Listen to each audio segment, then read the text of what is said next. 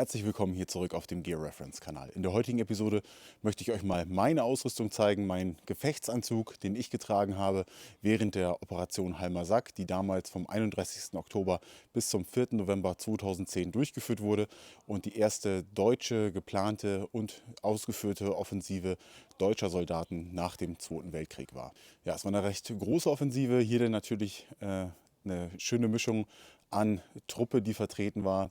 Unter anderem dann natürlich eben wir als Fallschirmjäger, Panzergrenadiere, Pioniere waren auch mit dabei, Teile der afghanischen Nationalarmee und der Polizei, Unterstützungskräfte dann auch nochmal von den Amerikanern, Gebirgsjäger der Amerikaner, der 10th Mountain Division und eben noch viele, viele mehr, die dort diese Operation mit durchgeführt haben.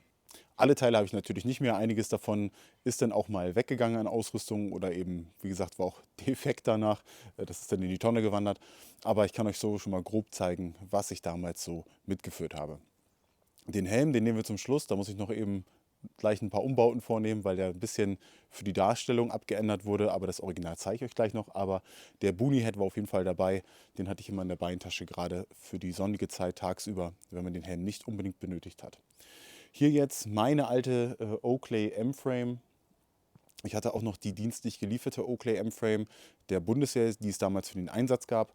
Die hatte ein paar andere Gläser. Mache ich noch mal ein Bild mit rein. Die habe ich dann so mal abwechselnd getragen, je nachdem, wo ich gerade was in meiner Ausrüstung hatte.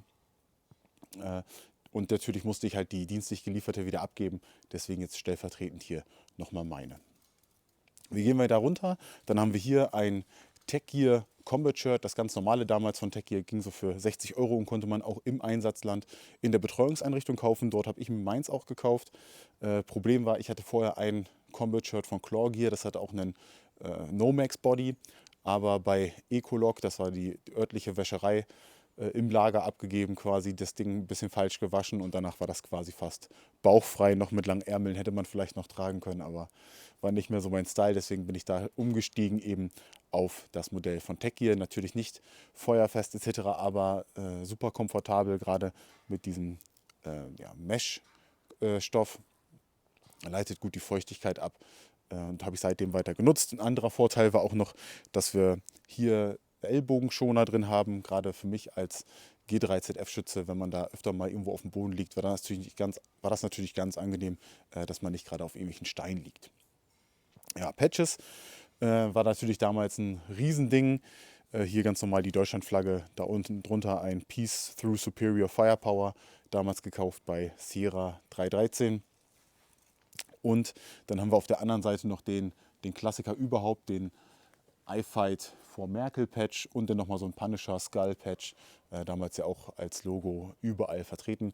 Der I Fight for Merkel Patch ist somit einer der berühmtesten von denen, die so in Afghanistan hergestellt wurde. Das kam dadurch, dass oftmals dann immer so die Frage war, wofür kämpfen sie, wofür machen sie dies, wofür machen sie das. Und daraus ist dann immer dieses I Fight for Merkel entstanden. Ist jetzt nicht, dass man ein übelster Merkel-Fanboy ist oder sowas, sondern das war dann halt immer so diese Standardaussage an irgendwelche Journalisten. Und es gab natürlich auch ein Pendant bei den Amerikanern. Da stand dann auch zum Beispiel I Fight for Bush oder so. Ja, der Punisher-Totenkopf, den sehen wir nachher nochmal bei meinem Helm. Im Global War on Terror der Totenkopf schlechthin, von vielen genutzt, viel überall drauf gesprüht, ist auch heute noch da gern genommen, auf jeden Fall als Symbol. Damals dann auch Patches, die man im Lager kaufen konnte, waren dann auch mit Afghanistan-Fighter etc., wo der mit drauf war. War einfach zur damaligen Zeit halt das populäre Ding. Ja, dann die Mela-Schutzweste Spezialkräfte, habe ich schon in dem letzten Video vorgestellt, gehe ich heute nicht mehr so genau drauf ein. Das ist natürlich nicht das Modell, genau die gleiche, die ich getragen habe, die hat sich ja komplett zerlegt, habe ich ja auch in dem Video erwähnt, könnt ihr euch gerne nochmal angucken. Und dann hier drüber dann noch das Lindnerhof Two-Piece Chest Rig. Das habe ich auch nochmal so halbwegs zusammengebaut, wie ich es damals zu dieser Operation quasi konfiguriert habe.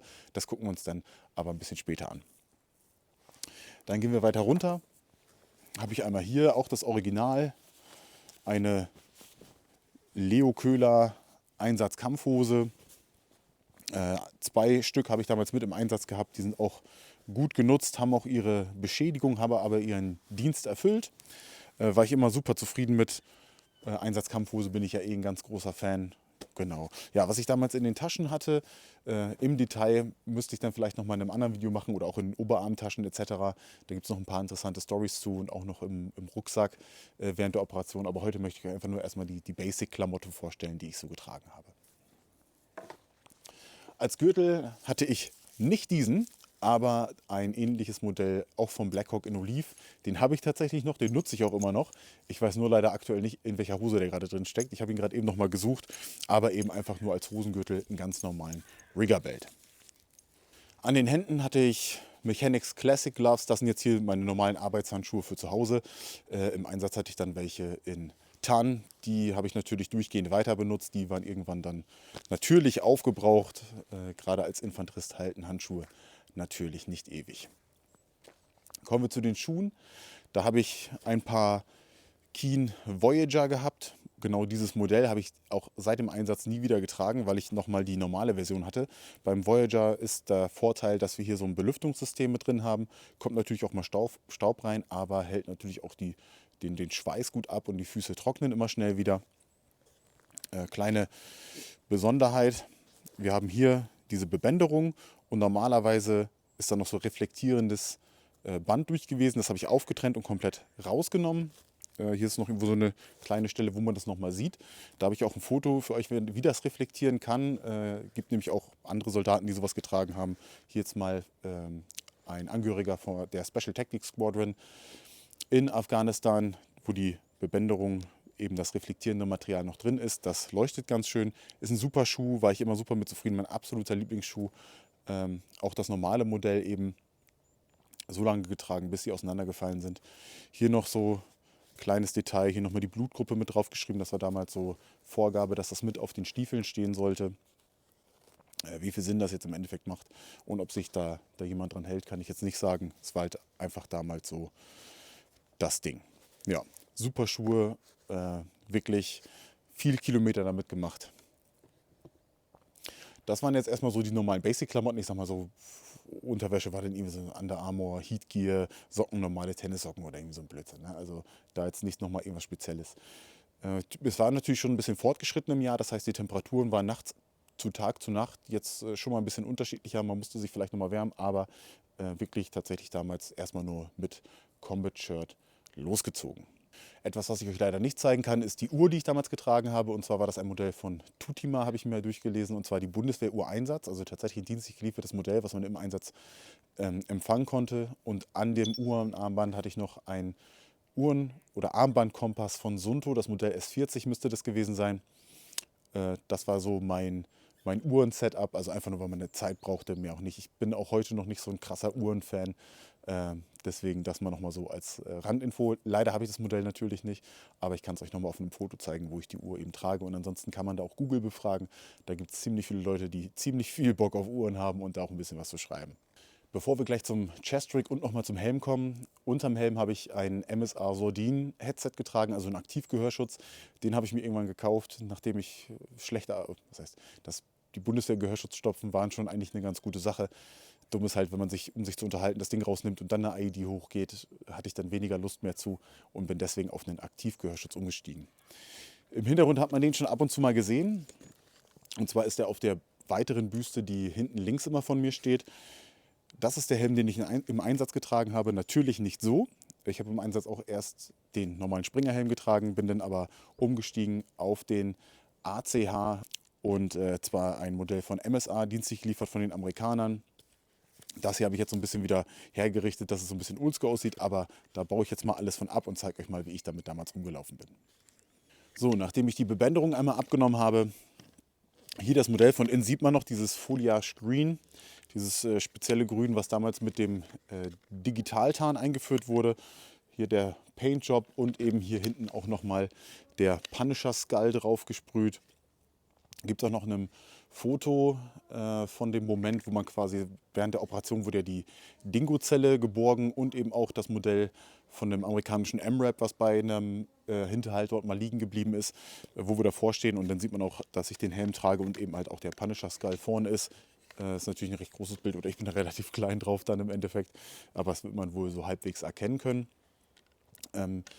Die Geschichte war dann nämlich damals so, dass wir noch das Baufeld bewacht haben, wo damals dann der Combat Outpost gebaut wurde. Und von da aus ist dann eben meine Halbgruppe los mit den EODs, um eben die Dingo-Zelle zu scannen, ob da noch Sprengfallen liegen etc., den Weg frei zu machen und eben Geleitschutz zu geben. Auch dann nochmal für den Bergepanzer, der die Zelle dann rausgeschleppt hat. Warum ein MIG oder ein TC2000 Helm?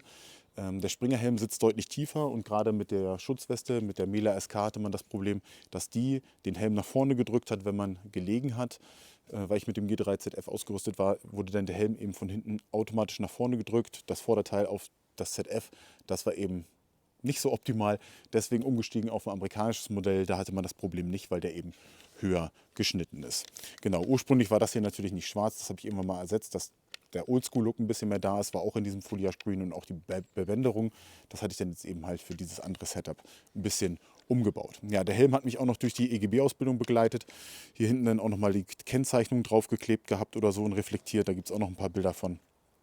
Wenn ich jetzt ein oder andere zur Hand habe, haue ich das auch nochmal mit rein. Genau, das war der Helm, den ich während des Einsatzes die meiste Zeit dann getragen habe und eben auch während der Operation. Dann möchte ich noch einmal ein kleines Teil zeigen, was ich tatsächlich noch habe. Damals selber beschafft, einfach fürs G3 mit CFN-Rohr. Ein Grip-Pod funktioniert immer noch, einfach nur als kleine Unterstützung, als Waffenauflage. Immer mit am G3 gehabt. Was hatte ich ansonsten mitgeführt? Ansonsten natürlich noch die Kampfmittel, Handgranaten, Schnellnebel, Pistole, die P8, das G3 mit Zielfernrohr und eben noch eine Grapi.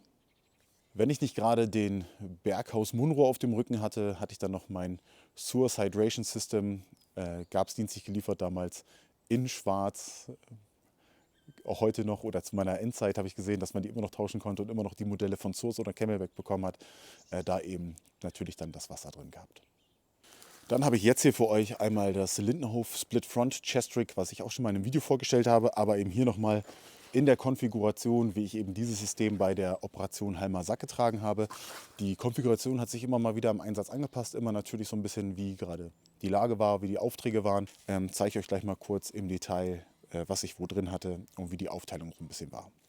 So, dann schauen wir uns mal das Setup im Detail an.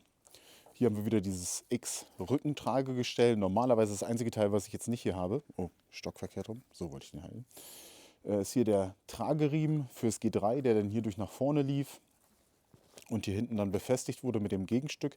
Auch das ist ein Modell von Lindnerhof Taktik. Dann hier hinten natürlich die Grundplatte vom Chest Rig. Und dann fangen wir an mit hier drüben der ganz normalen Mehrzwecktasche LT. Hier hatte ich dann vor allem nochmal so ein bisschen die Aufnahme für die Lucy, also die Helmhalterung und eben auch die Lucy an sich selber drin verpackt. Warum habe ich die Halterung abgenommen?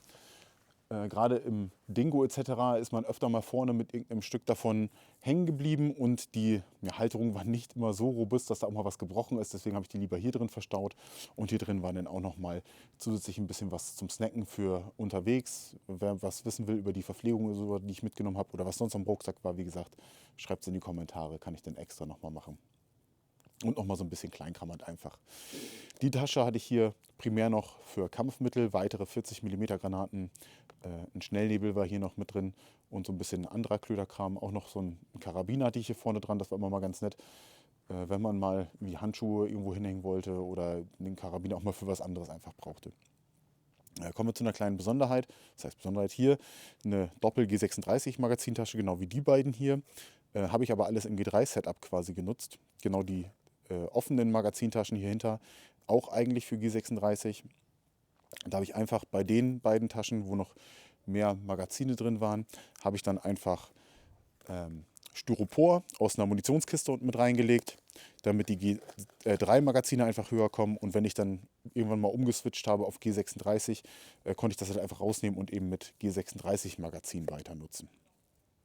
Bei beiden gemacht. Während der Operation habe ich auf einen Beinholzer verzichtet, nicht nur während der Operation. Ich habe irgendwann gehasst, einfach an der Seite dieses Holzer zu haben und habe dann einfach hier die Bebänderung umgelegt und das Ganze dann einfach als Tasche für meine P8 genutzt. So konnte ich da mal ganz gut ran. Im Notfall, wenn man wusste, okay, es geht los, konnte man auch die Flap einfach irgendwo hinten reinstecken. Dann hatte man hier noch die Bebänderung oben rüber und die P8 hat eben so rausgeguckt. Das ist jetzt auch gar nicht mal so eine Seltenheit. Das sehen wir im Global War on Terror immer wieder, dass immer mal Magazintaschen halt umfunktioniert werden. Mich hat halt einfach dieses Holz da genervt. Da gab es damals noch nicht so eine schönen Alternativen oder ich kannte sie einfach nicht. Dann hier vorne dran, wo das Ganze geöffnet wird, war dann nochmal die Handgranatentasche, wo meine Handgranate drin war für den schnellen Zugriff. Und dann hier vorne eben für die Grapi ein 4er-Panel, hier jetzt aus dem 3D-Drucker mal eine. Danke an Robert Plotzenhotz. Das waren die, um schnell eben nachzuladen. Ich hatte natürlich immer eine Patrone in der Grapi und den eben hier, um schnell daraus zu arbeiten, und weitere Patronen eben nochmal in der Mehrzwecktasche, waren die gut verstaut, und dann natürlich auch noch Munition im Rucksack, ja, genauso wie als andere Munition auch nochmal für G3 im Rucksack war oder im Dayback in dem Moment. Ja, wie schon erwähnt, hier hatte ich dann eine Erhöhung drin, dass hier die G3-Magazine rausgeguckt haben, einfach mal für den schnellen Zugriff an sich. Hier auch nochmal 2 G3-Magazine drin gehabt, und im hinteren hatte ich, da bin ich mir jetzt ein bisschen unsicher, hier kann auch ein Nebeltopf drin gewesen sein oder eben nochmal 2 Magazine. Irgendwann habe ich das nämlich nochmal geändert, dass ich aufgrund des Bedarfs nochmal Magazine vorgeladen habe, Nebel eher nicht benutzt, deswegen eher nochmal Magazine mit nach vorne, um einfach schneller welche im Zugriff zu haben. Aber die Taschen eben auch nochmal genutzt, ja, wie gesagt, für Nebel oder sowas. Das war dann halt eben tatsächlich wirklich nur darauf ausgelegt, um möglichst viel Munition mitzuführen und die möglichst gut zugriffsbereit zu haben. Vorher hatte ich das natürlich nochmal anders mit Funkgerätetasche und so, aber wenn man so eine Angriffsoperation durchführt, da liegt der Schwerpunkt dann erstmal natürlich woanders. Genau. Ansonsten IFAK habe ich auch abgenommen gehabt. Das war dann in meiner linken Beintasche. Das war dann ein komplett einvakuumiertes Set, wo genau mein persönliches IFAK-Kit quasi drin war. Wie schon erwähnt, das Modell von LT. Ich versuche nochmal ein Bild mit einzublenden, dass ihr das nochmal seht, oder auf einem Foto sieht man es aber auf jeden Fall. Ja, und so bin ich dann eben in die Operation gegangen. Dann bedanke ich mich wieder mal fürs Zusehen. Seid gerne beim nächsten Mal wieder mit dabei und dann sehen wir uns. Bis bald. Ciao.